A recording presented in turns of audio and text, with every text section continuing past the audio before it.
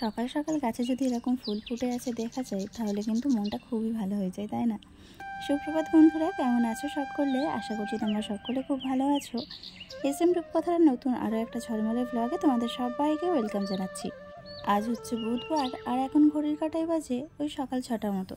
চলো তবে এখন থেকে তোমাদেরকে সাথে নিয়ে আজকের ব্লগটা স্টার্ট করছি। আই হোপ তোমাদের ভালো লাগবে, সম্পূর্ণটা আমার সাথে থেকো। সকাল সকাল গাছের ফুলগুলো একটু না দেখলে আর গাছগুলো যদি একটু নাড়াচাড়া না করতে পারি তাহলে যেন মনটা আর ভালোই লাগে না। ওই জন্য সকাল হয় আর গাছের ফুলগুলোকে একটু দেখি আর গাছপাতাগুলো কেমন আছে সেগুলো দেখি। তো সেগুলো দেখেই তোমাদের সাথে একটু শেয়ার করলাম, তারপরে গাছগুলোতে জল দিয়ে নিলাম।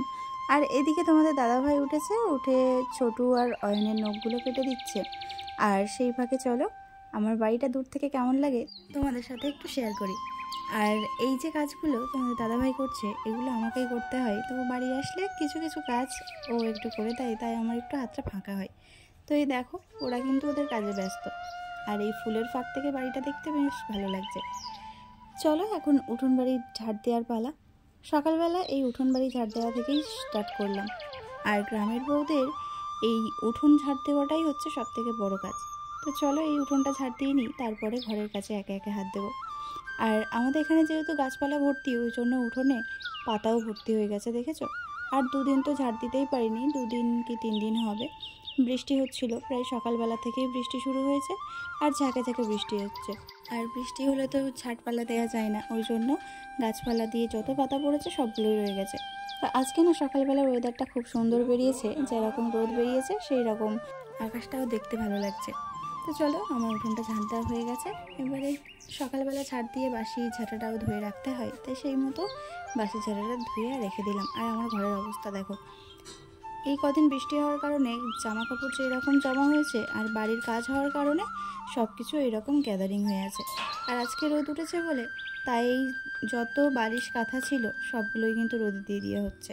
আমি কিছু রোদ্দুরে দিয়েছিলাম, তারপরে তোমাদের দাদাভাইকে দিয়ে কটা রোদ্দুরে দেওয়ালাম। আর আজকের আকাশটা দেখবে, নীল নীল আকাশে সাদা সাদা মেঘ ভেসে বেড়াচ্ছে, বেশ ভালো লাগে এরকম আকাশ দেখতে। তো চলো আজকে ঘরে যত কাঁথা কাপড় ছিল এই দেখো সবগুলোই কিন্তু রোদ্দুরে দিয়েছি। আর রাত্রিবেলা যে বাসনগুলো মেজে রেখে দিয়েছিলাম সেইগুলোই এখন একে একে যেখানে ছিল সেইখানে রেখে দিচ্ছি। আর এই জায়গাটাই বাসন রাখার টেটা আর ব্যবহার করিনি, কারণ বাসন রাখলে না ওই ইঁদুরে বডি করে দিচ্ছিল, ওই জন্যই ব্যবহার করছি না, তাই এমনিই রাখছি। আর রান্নাঘরের কাজ তো শুরু হয়ে গেছে, ওই দিকেই এবারে সমস্ত জিনিস নিয়ে চলে যাব, ওই জন্যই আর এত তাড়া নেই। তো যাই হোক, সকালবেলা রুটি করেছি আর কালকে রাত্রিবেলা যে মাংসের তরকারি করেছিলাম সেই ঝোল আলু ছিল আর একটু দই দিয়ে দিয়েছি। তো সকালবেলা এই দিয়েই সবাইয়ের খাওয়া হয়ে যাবে। আর তোমাদের দাদাভাই একটু বেরোবে, ওই জন্য ওকে আগেই দিয়ে দিলাম। আর ছোটু খেতে এসেছিলো, ওকে যেই মুখে দিচ্ছিলো তো ও খাচ্ছিল না, তাই ও খেয়ে নিয়ে আর বেরিয়ে গেছে। আর এদিকে দেখো আমরাও বসে গেছি ওই একই জিনিস নিয়ে। সকালবেলা ভাতটা খাওয়া হয় না, আবার তোমাদের দাদাভাই বাড়ি আসছে বলে তাই সকাল সকাল একটু রান্নাটা হচ্ছে, না হলে তো সকালবেলা আমি রান্নাই করি না, একটু রুটি করি আর একটু হরলিক্স এইসবই করি, আর কিছু করি না। তো বাড়ি আসার কারণে একটু ভাতটা খাই, ওই জন্য ভাত করছি।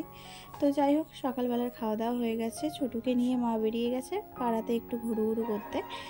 আর এইদিকে দেখো একটু খালের থেকে জল উপরে উঠেছে কি তারপর জামা কাপড় কাচা ধোয়া শুরু হয়ে গেছে। খালের যত পচা এই জানালা দিয়ে পুরো জানালা সোজাসুজি চলে এসছে, তো সেই জলেই এখন কাচা ধোয়া চলছে। তো যাই হোক, স্কুলে বেরিয়ে গেল। আর সেই ফাঁকে চলো এই যে কদিন জামা কাপড়গুলো জমেছে সেই জামা কাপড়গুলোই এখন বের করে নিই। হাঁড়িতে করে একটু গরম জল করে নিয়ে আসলাম, কেননা বৃষ্টির দিনে তো একটু ময়লা যেন জাপটে জাপটে ধরে থাকে, তো ওই জন্য একটু গরম জল করে নিলাম যাতে তাড়াতাড়ি একটু ময়লাটা ছেড়ে দেয়। আর এইখানে বসে খাওয়া দাওয়া হয়েছিল সেই জায়গাটা আর পরিষ্কার করে ওঠা হয়নি। তো চলো এখন এই জায়গাটা পরিষ্কার করে নিয়ে তারপরে জামা কাপড়গুলো ভেজাবো।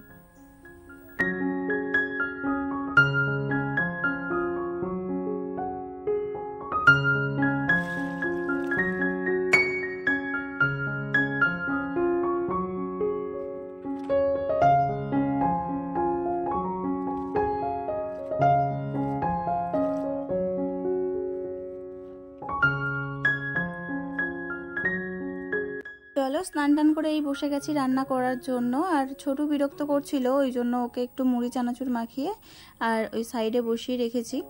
আর এখানে না আমার সাউন্ডটা একদম বাড়াতে পারছিলাম না, ভয়েসটা কি হয়েছে জানি না, সাউন্ডটা একদম চেপে গেছে, তাই জন্যই আমাকে আলাদা করে ভয়েস দিতে হলো। আর ওই পাশে দেখো একটা তেজপাতা গাছের ডাল পড়ে আছে।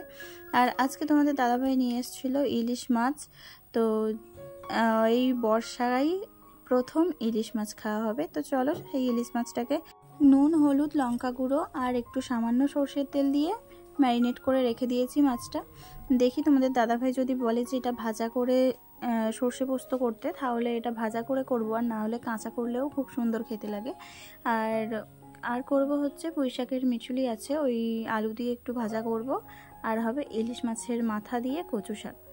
তো চলো ঝটপট করে রান্নাটা সেরে নিই, তারপর আবার আসছি তোমাদের। সর্ষে পোস্ত করার জন্য দেখো শিলে নিয়ে নিয়েছি একটু সাদা সর্ষে, পোস্ত, কাঁচা লঙ্কা আর কাজু বাদাম। চলো এগুলোকে পেস্ট বানিয়ে নিই।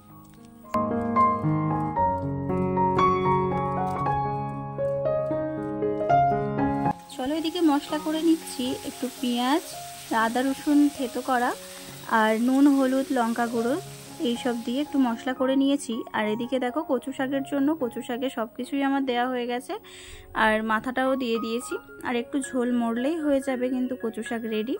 আর এদিকে মশলাটা দেখো আমার ভালোভাবে কষানো হয়ে গেছে, তেলও ছেড়ে দিয়েছে। যে পেস্টটা আমি করে রেখেছিলাম সর্ষে, পোস্ত, কাজু বাদাম আর কাঁচা লঙ্কা দিয়ে, সেই পেস্টটাই একটু আমি দিয়ে দিলাম, দিয়ে এটা ভালো করে কষিয়ে তারপর যখন আবার একটু তেল ছেড়ে ছেড়ে দেবে সেই সময় মাছগুলো দেব, দিয়ে মাছগুলোকে একটু এই মশলাটাই মাখিয়ে নিয়ে তারপরে সামান্য একটু জল দেব। আর এখন যে বাটি ধোয়া জলটা ছিল সেই জলটাই দিয়ে দিলাম।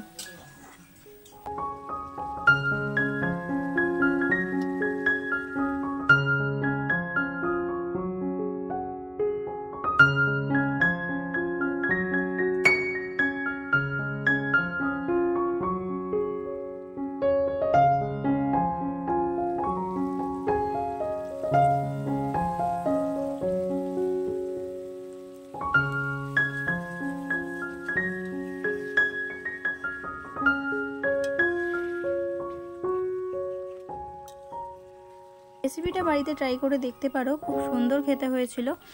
আর দেখো আমি ভাত নিয়ে নিয়েছি, আর পুঁইশাকের মিচুলি আর কচু শাক দিয়ে, আর হচ্ছে মাছের ঝোলটা পরে নেব। আর এদিকে দেখো তোমাদের দাদা ভাই আর মা খেতে বসে গেছে, বাবার কিন্তু খাওয়া হয়ে গেছে। দুপুরবেলা খাওয়া দাওয়া করার পরে একটু রেস্ট নিয়ে তারপর একটা ভিডিও এডিট করেছি, তারপর সামথিং যা কাজ থাকে সেগুলো করেছি। তো এখন হচ্ছে সন্ধেবেলা, আর এখন ছোটুকে নিয়ে আমি দোলনায় বসেছিলাম, ওই জন্য ক্যামেরাটা একটু আগো পিছু হচ্ছে। তো এই রান্নাঘরে লাইট সেটিং করছিল তোমাদের দাদাভাই, তো ওই জন্য বোর্ডের মধ্যে তারটা দিয়ে তাই দেখছিল। তো আজকের ভিডিওটা তোমাদের কেমন লেগেছে বন্ধুরা অবশ্যই কিন্তু কমেন্টে জানাবে। আর যারা এখনও আমার চ্যানেলটা সাবস্ক্রাইব করোনি তারা কিন্তু অবশ্যই আমার চ্যানেলটা সাবস্ক্রাইব করে আমার পাশে থেকো। আর কিন্তু কমেন্ট করতে ভুলো না কেমন লেগেছে তোমাদের ভিডিওটা। তোমাদের একটা করে কমেন্ট পেলে আমাদের ভিডিও বানানোর আগ্রহটা কিন্তু অনেকটাই বেড়ে যায়। লাইটটা লাগানোর পরে একটুখানি সাদা সাদা একটু রং করে দিল যাতে দেখতে ভালো লাগে। তো চলো বন্ধুরা আজকের মতো এখানেই শেষ করছি, আবারও ফিরে আসছি আগামীকাল সুন্দর একটা ব্লগ নিয়ে। অবশ্যই তোমরা পাশে থেকো আর অবশ্যই তোমরা সুস্থ থেকো। চলো আজকের মতো গুড নাইট।